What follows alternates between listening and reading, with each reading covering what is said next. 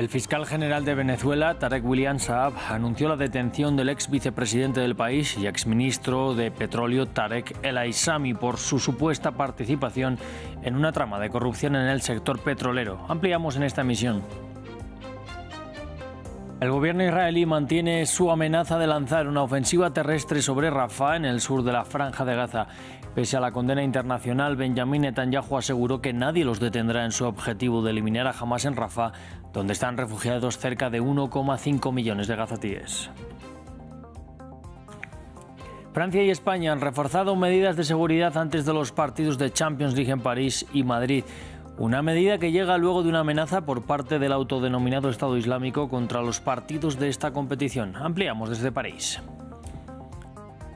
Bienvenidos a un nuevo informativo de France 24. Yo soy Rodrigo Sedano y como siempre es un placer estar con ustedes. Abrimos el informativo en Venezuela, en donde fue detenido el expresidente, exministro de Petróleo y expresidente de PDVSA, Tarek El Aissami, por su supuesta participación en una trama de corrupción en el sector petrolero. Así lo anunció el fiscal general venezolano Tarek William Saab. Junto a El Aissami, en paradero desconocido desde que renunció a su cargo en marzo de 2023 para colaborar con las investigaciones, fue detenido también el exministro de Economía y Finanzas, Simón Alejandro Zerpa. Para ampliar la información hablamos con el periodista de investigación Roberto Denis del portal armando.info. Roberto, bienvenido a France 24. En primer lugar, le quería preguntar qué representa este arresto de El Aissami para Venezuela. Gracias por la invitación. Creo que esto confirma que Venezuela hoy en día es una cleptocracia. Estamos hablando de dos funcionarios que tuvieron un altísimo poder económico y financiero y que fueron avalados durante muchos años por el propio Nicolás Maduro. Eso por un lado.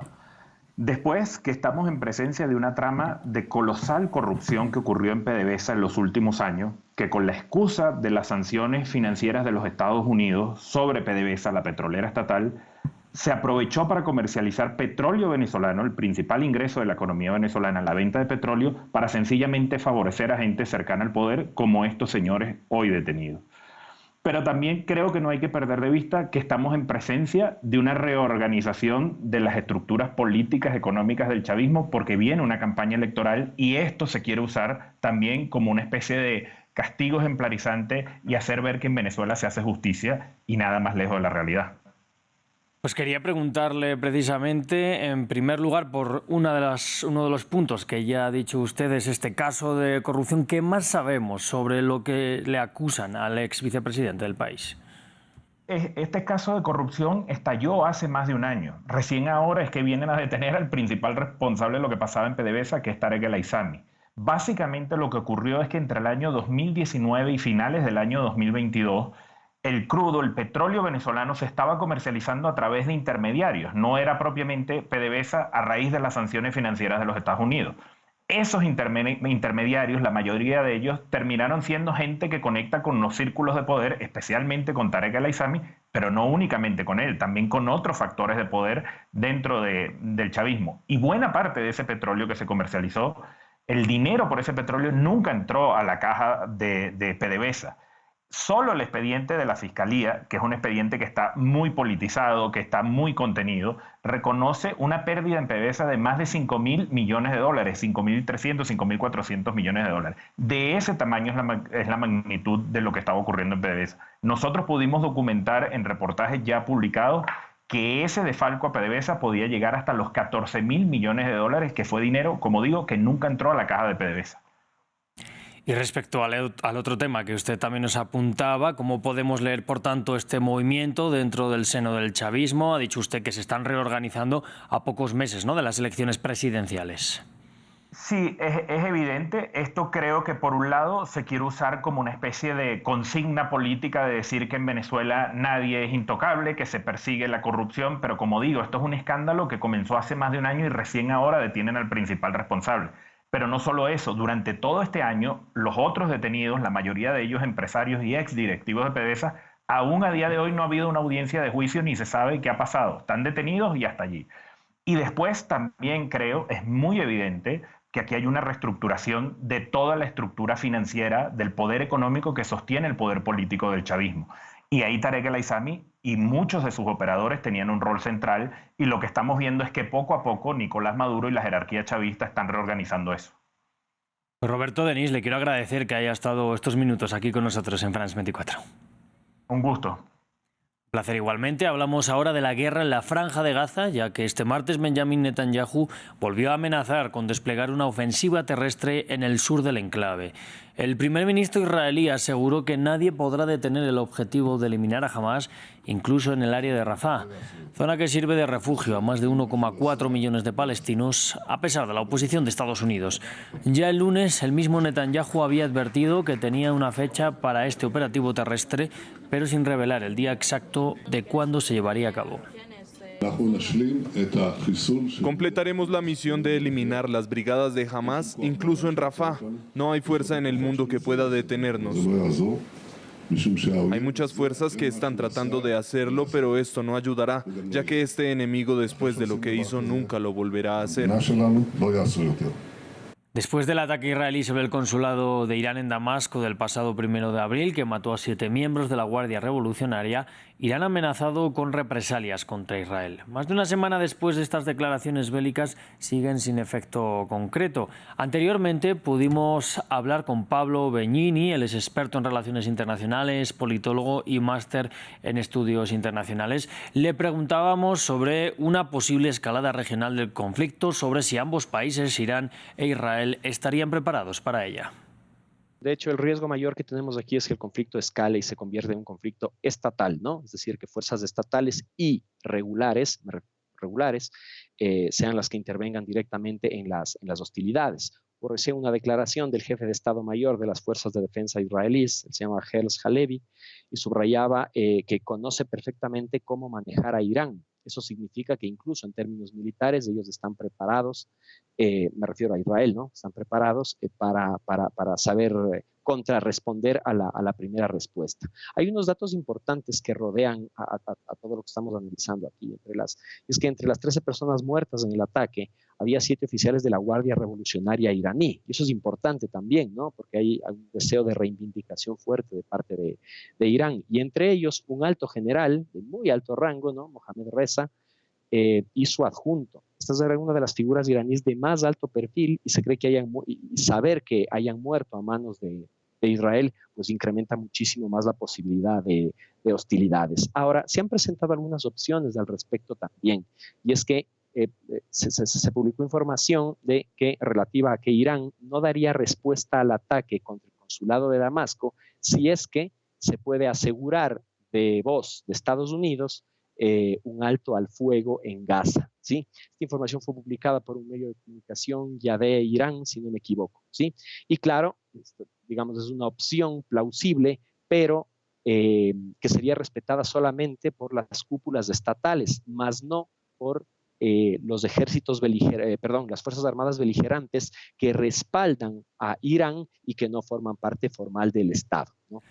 Alemania rechazó las acusaciones de Nicaragua ante la Corte Internacional, en donde el país centroamericano acusó a Berlín de facilitar actos de genocidio en Gaza mediante la entrega de armas a Israel. En La Haya, Alemania afirmó que la seguridad de Israel era una de las prioridades de su política exterior. El informe es de Manuela Cano. Un rechazo categórico. Alemania negó ante la Corte Internacional de Justicia las acusaciones de Nicaragua que alegaban que el país europeo estaba contribuyendo a cometer actos de genocidio por parte de Israel por su envío de armamentos y dejar de financiar la Agencia de la ONU para los Refugiados Palestinos. Hemos declarado que rechazamos las acusaciones infundadas de Nicaragua y no hay razón para que la CIJ adopte medidas provisionales. Somos plenamente conscientes de nuestras responsabilidades bajo la Convención sobre el Genocidio y el Derecho Internacional y las respetamos.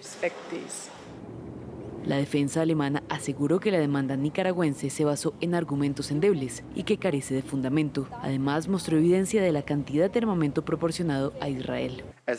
De hecho, desde octubre de 2023 solo se ha autorizado la exportación de 4 armas de guerra, 3 de las cuales se refieren a equipos de prueba o de práctica. Nicaragua defendió su demanda el lunes y catalogó la postura de Alemania frente a Israel de hipócrita. Alemania no está cumpliendo con su propia obligación de prevenir el genocidio o garantizar el respeto del derecho internacional humanitario. Alemania envió cerca de 354 millones de dólares en equipo y armas militares en 2023 a Israel, siendo uno de sus principales exportadores. Y la demanda se da en un momento en el que múltiples países han pedido dejar de suministrar armas a Israel. También el lunes, Nancy Pelosi, expresidenta de la Cámara de Representantes de Estados Unidos, firmó una carta instando a detener las transferencias de armas a Israel. Pasamos a hablar de la guerra en Ucrania. Rusia acusa a Kiev de atacar nuevamente con drones la central nuclear de Zaporilla, controlada ahora por el Kremlin. Estos aseguraron que fue atacado el centro de entrenamiento de la planta. La inteligencia militar ucraniana, sin embargo, negó tener algo que ver con los ataques que han tenido lugar en los últimos 3 días. La Agencia Internacional de la Energía Atómica, la OIEA, denunció que se ha puesto en peligro la seguridad de la central. La posición de Ucrania es clara e inequívoca. No cometemos ninguna acción militar ni provocaciones contra las instalaciones nucleares. El agresor tiene que abandonar la central nuclear de Zaporilla. Y el siguiente es un caso que, según la activista Greta Thunberg, es solo el comienzo de los litigios climáticos. La Corte Europea de Derechos Humanos ha fallado a favor de un grupo de mujeres suizas que afirman que las medidas insuficientes de su gobierno para combatir el cambio climático las ponen en peligro de muerte durante las olas de calor. Pero el tribunal desestimó también otros 2 casos similares presentados por ciudadanos franceses y portugueses. Veamos más en el informe. Se autodenominan las señoras mayores para la protección del clima. Tras perder el caso en su país, estas mujeres suizas han conseguido por fin una victoria histórica. El Tribunal Europeo de Derechos Humanos ha fallado en contra del gobierno suizo, al que las mujeres habían acusado de no hacer lo suficiente para combatir el calentamiento global. El gobierno suizo ha hecho demasiado poco en materia de cambio climático. Tenemos consecuencias para la salud y la calidad de vida de las personas mayores. Y las mujeres son especialmente vulnerables. El presidente del tribunal dijo que al no establecer políticas suficientes para combatir el cambio climático, Suiza había violado el derecho humano a la vida privada y familiar. El eurodiputado Damien Carême había solicitado un veredicto similar. Anteriormente alcalde de una localidad costera francesa, Carême había argumentado que el gobierno francés no había tomado medidas adecuadas para prevenir el cambio climático y afirmó que como consecuencia su ciudad se ve amenazada por la subida del nivel del mar. Pero su caso fue desestimado. Según el tribunal, Carême no era una víctima en el caso, ya que vivía en Bruselas cuando presentó su denuncia inicial. También se desestimó una demanda presentada por 6 jóvenes portugueses procedentes de zonas del país asoladas por los incendios forestales de 2017. El grupo llevó a 32 países europeos a los tribunales. Nada cambiará el hecho de que los gobiernos europeos tienen que hacer mucho más para garantizarnos un futuro habitable.